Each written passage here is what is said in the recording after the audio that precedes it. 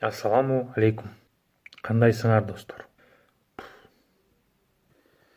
Ассаламу алейкум достор. Силер менен Кубаныш.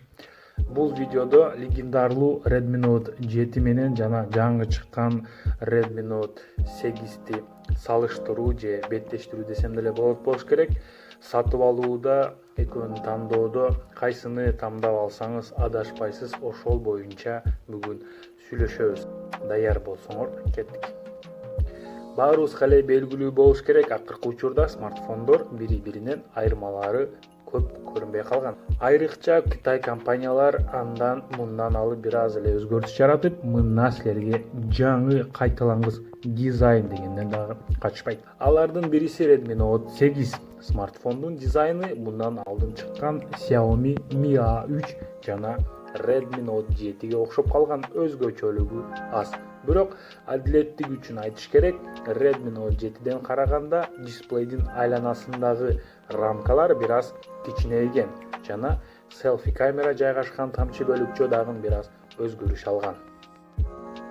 Достор, Redmi Note 8тин корпусу айнектен, эки жагы тең ударга туруктуу Corning Gorilla Glass 5 поколениясы менен капталган. Презентацияда Redmi атайын демонстрация жасап, смартфонду ыргытып, эч нерсе болбогонун көрсөттү. Ишене албайм мен буга. Суудан жана чаңдан сакталышы боюнча айтсам, сим-карта түшө турган жайында резинкасы бар. Ошондой эле наушник, зарядник түшө турган жайда дагы суу чачырагандан, жамгырдан сакталган. Бирок сууга чөктүргөнү болбойт. Дисплейдин көлөмү 6,3 дюйм, Full HD+ матрица IPS. Сапаттуулугуна сомнение кылбай эле койсоңуз болот. Камера былтыркы Redmi Note 7ден көчкөн 48 мегапиксель, шериги 5 мегапикселден 2 мегапикселге өзгөргөн. Булардан тышкары дагы эки жаңы кошумча камералар кошулган. Бирөөсү 8 мегапиксель, экинчиси 2 мегапиксель.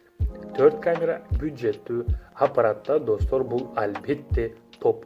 Селфи камера 13 мегапиксель, 108 градус обзору менен. Процессор Snapdragon 665, графикалык чип Adreno 610. Буга чейин бул процессор Xiaomi Mi A3дө иштеп келген. Redmi Note 7ден караганда мощный чип деп ишендирүүдө, бирок айырмасы асман менен жерде эмес. Өзүнүн басына албетте достойный чип.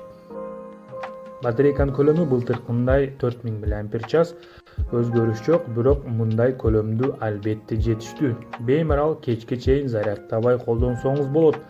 Эгер сизге мындай да көлөмдүү жетпесе, кыжалат болбоңуз, комплегинде блок питания 18 ваттуу жана быстрая зарядка сизди куткарат.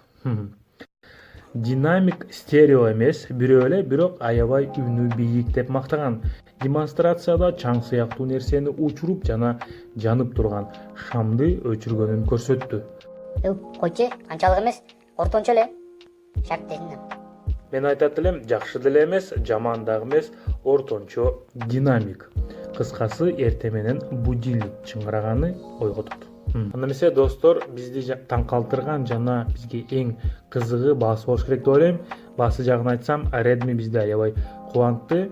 464 гигабайт сентябрь айында, Китайда $140-145, Россияда 20 сентябрда сатылып башталат, Кыргызстанда деле ошол убакытта болуш керек.